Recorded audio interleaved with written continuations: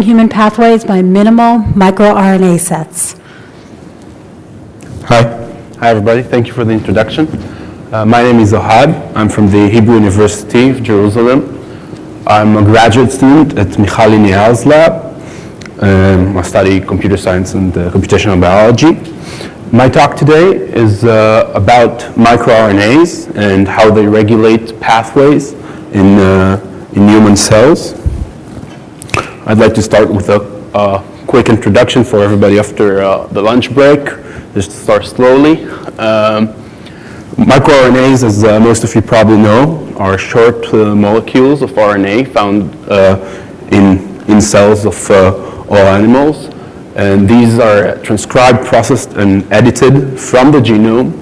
This is a huge part of research in this field, but our focus is on the mature microRNA that holds the regulatory function in the cell. The regulation by microRNA is caused at the RISC complex, the RNA-induced silencing complex, and at that point the microRNA is active, and that's how it exerts its function on mRNAs. Although you could talk about other RNAs, but mostly on mRNAs.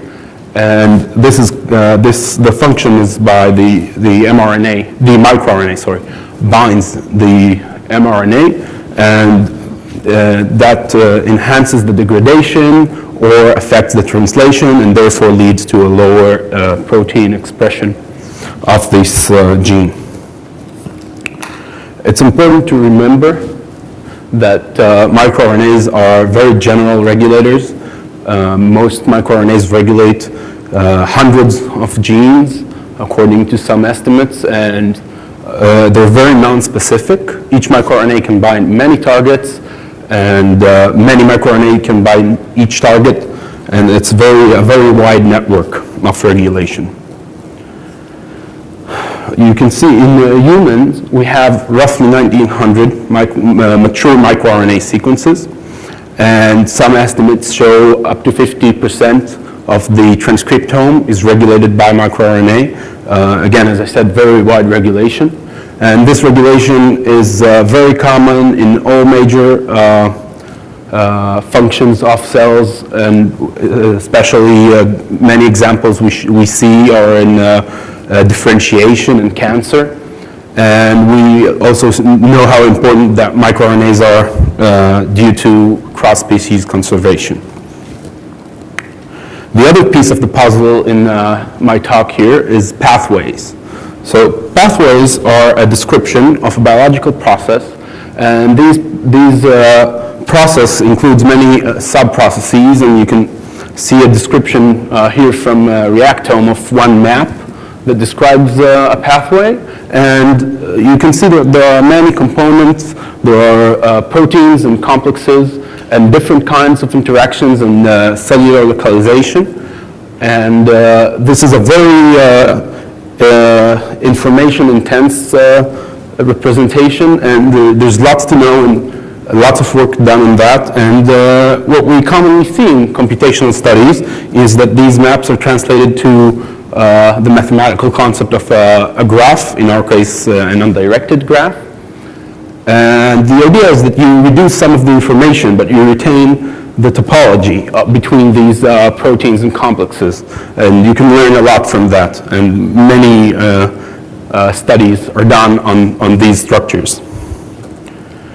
So we have the microRNAs, which regulate many genes, and many of these genes are ordered in pathways. And intuitively, you can immediately say that these microRNA might affect pathways, and we have several good examples in the literature of microRNAs that regulate a certain pathway and control some action by the cell.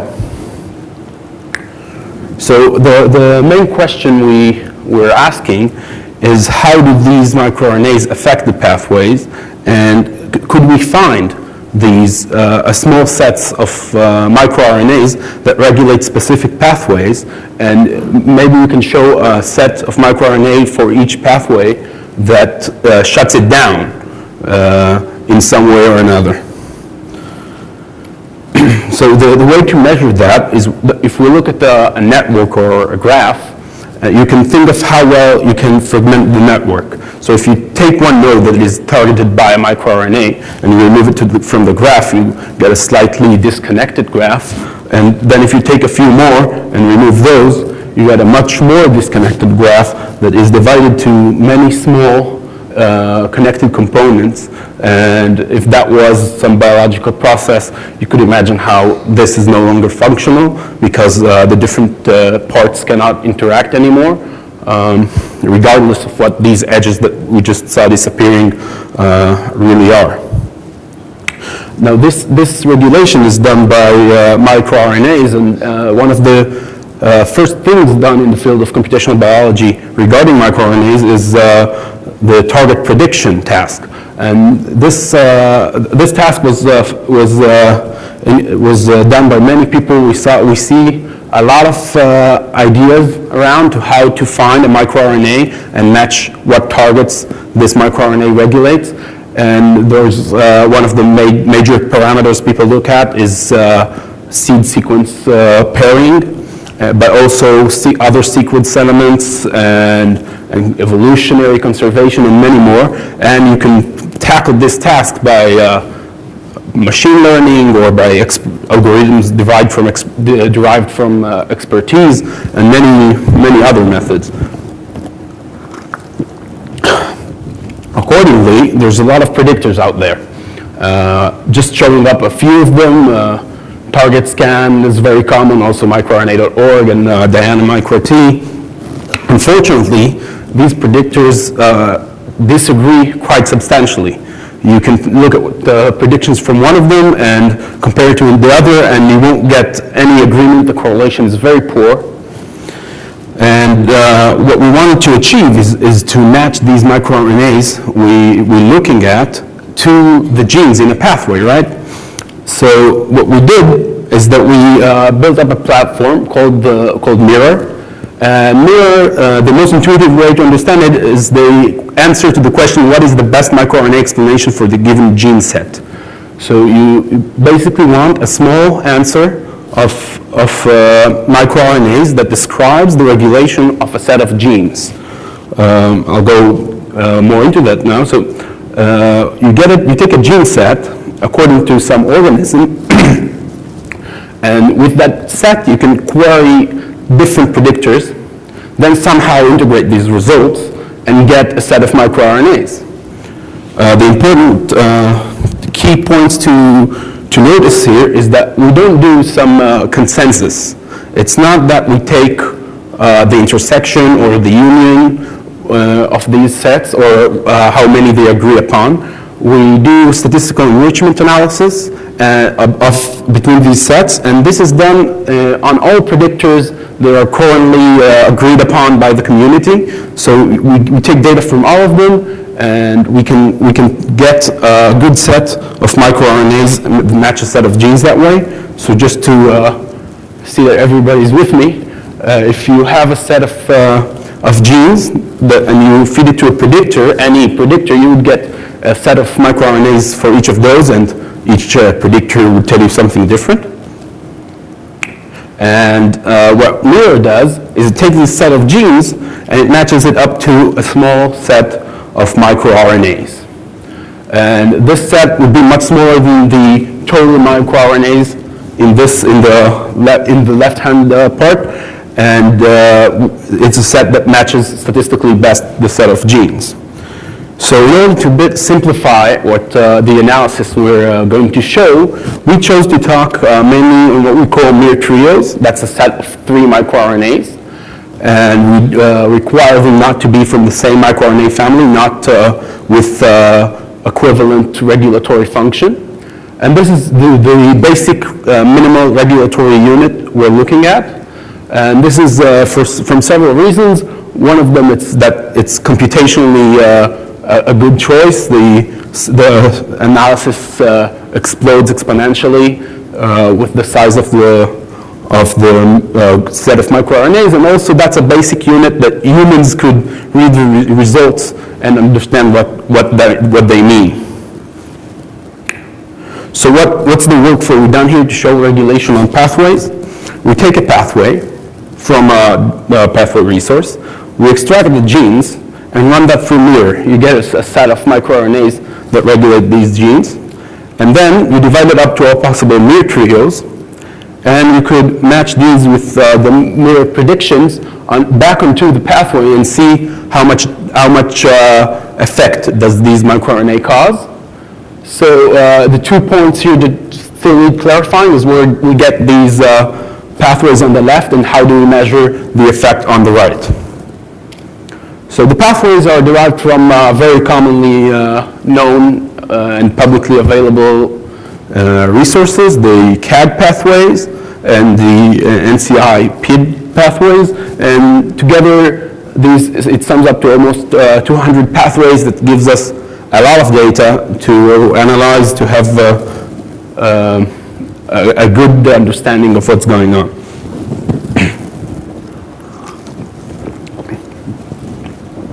So the other thing I said is the scoring system. If you want to look at a network and see what the changes that the microRNAs did onto it, how they affect it, you need to know how to score that thing. So we use 3 scoring methods.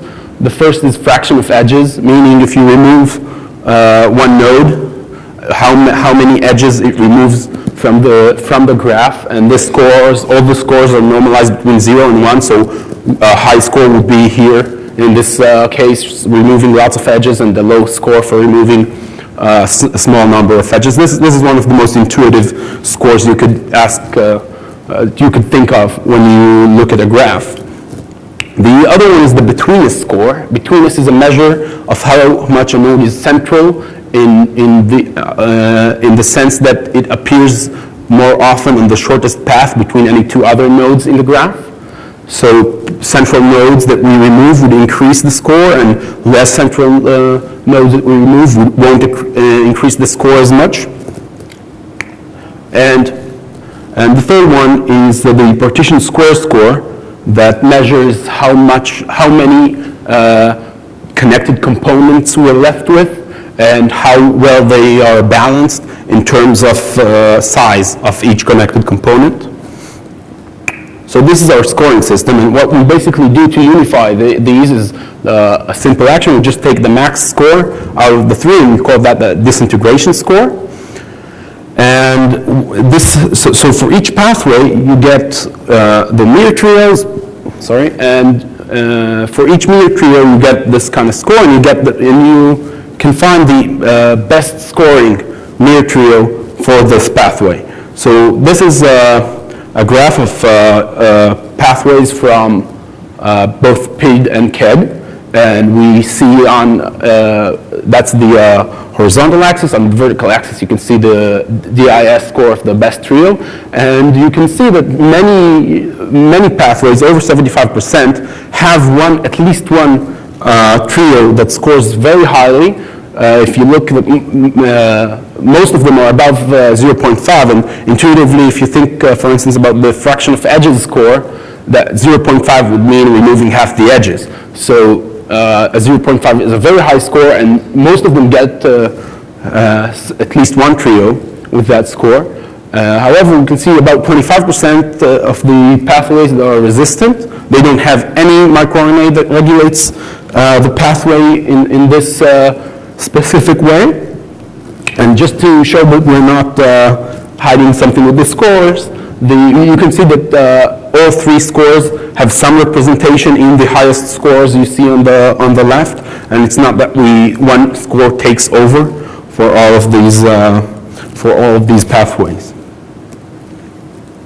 So just to show you some results, we can see that that's how the result look like, and we see CAD pathways on the left, and we can see that these are the numbers of microRNAs you can get from miR when you run on these pathways, and the numbers are not that high. And then it's, again, as I said, we managed to get quite a compact set.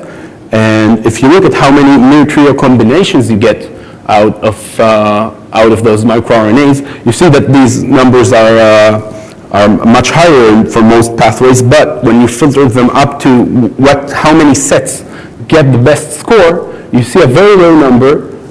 For most pathways, here you can see for several examples, so you see some with low numbers and one there with a high score. If we look at all results, we can see that in the blue line, we can see the number of miR-Trios, and we can see that for most of them, we get a very low number of highest ranking miR-Trios. These miR-Trios are specific. That's one very interesting finding. So that these miR-Trios are basically like a signature that regulates this pathway, a specific pathway, and this pathway only. And we usually get, as you see, only 2 of these, roughly. And these are built up from a very small number of microRNAs. Most predictions, even after what we get from miR, are thrown away when you do the trio analysis, and you are left with a very low number. And as I said, the trios are specific per pathway. So here's an example, the insulin signaling pathway from KEGG. And we can see the graph that is derived from this, the data of this pathway.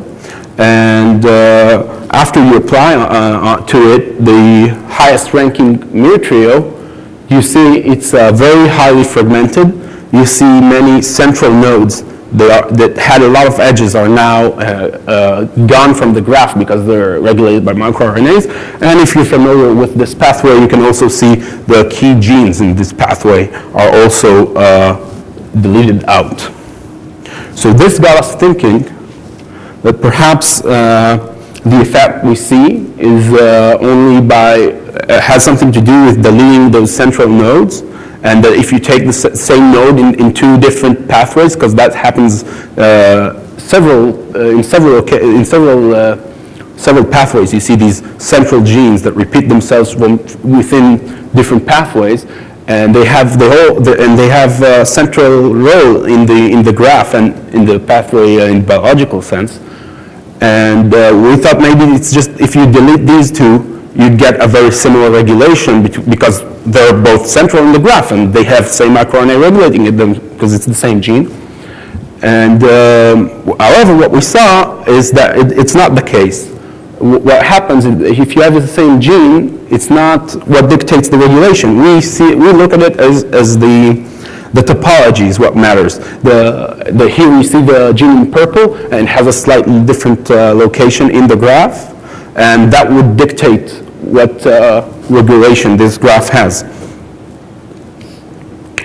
So here are a few examples of what these trios look like for 3 different pathways. And a few slides back, we talked about the miR-Trios and this choice of 3 miRs. And actually, you can look at the example on the left, the ALS pathway, and you can say, well, that's not a trio, that's a quadruplet. And but you can easily construct this back. It's not. It doesn't hinder us from finding out what really the regulation looks like. And actually, you can look. If it was only a group of 4, it won't be as interesting as this example demonstrates. That you can see the interactions between them and and it's a proxy to what genes what microRNAs overlap the regulations of what other microRNAs. And again, you can see that in the more complex examples in this slide.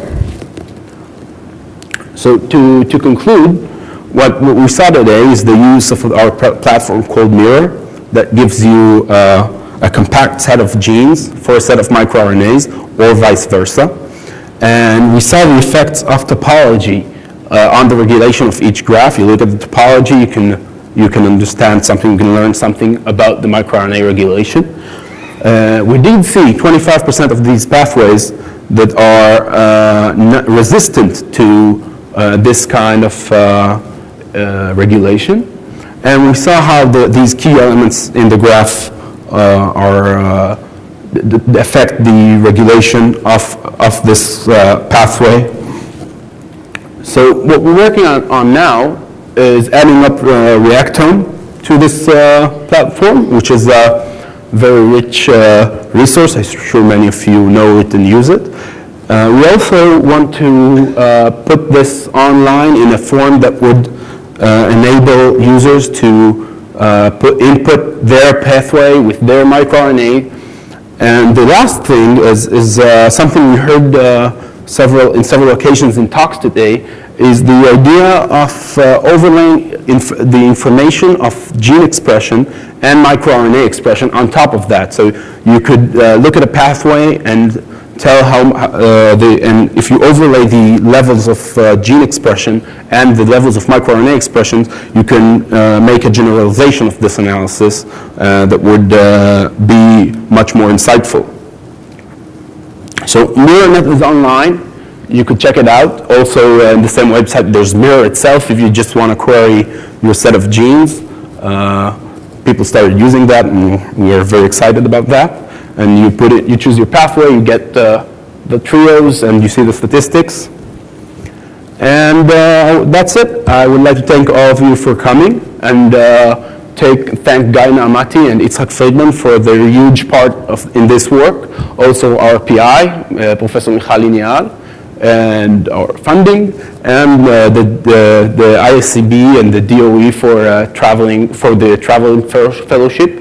And if you have offline questions, you can check out my poster tomorrow, S19, and that's it. Thank you.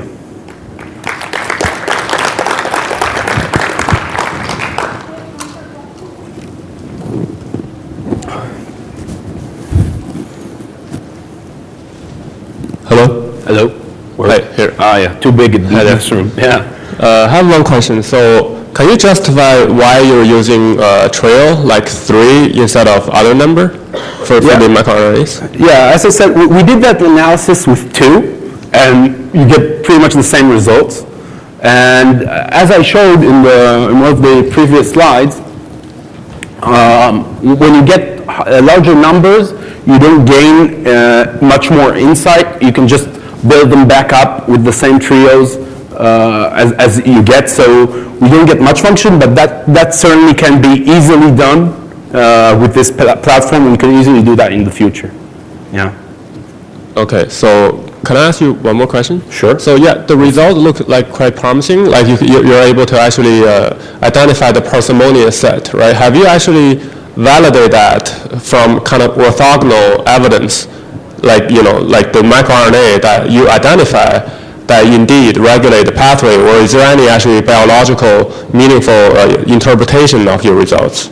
No, we haven't done that yet. Our perspective is very wide, and the work is partially theoretical, and there is a lot of missing expression information, as I said, but we hope to do that too. Yeah. All right. Thank you. Thank you very much. I have a question. I was wondering, those 25% that are not regulated by miR, do they have something in common? Why not? Not that I know of. So there's no special feature that characterizes those? Not that I'm aware of. Maybe there is, and I didn't find it, but not that I'm aware of.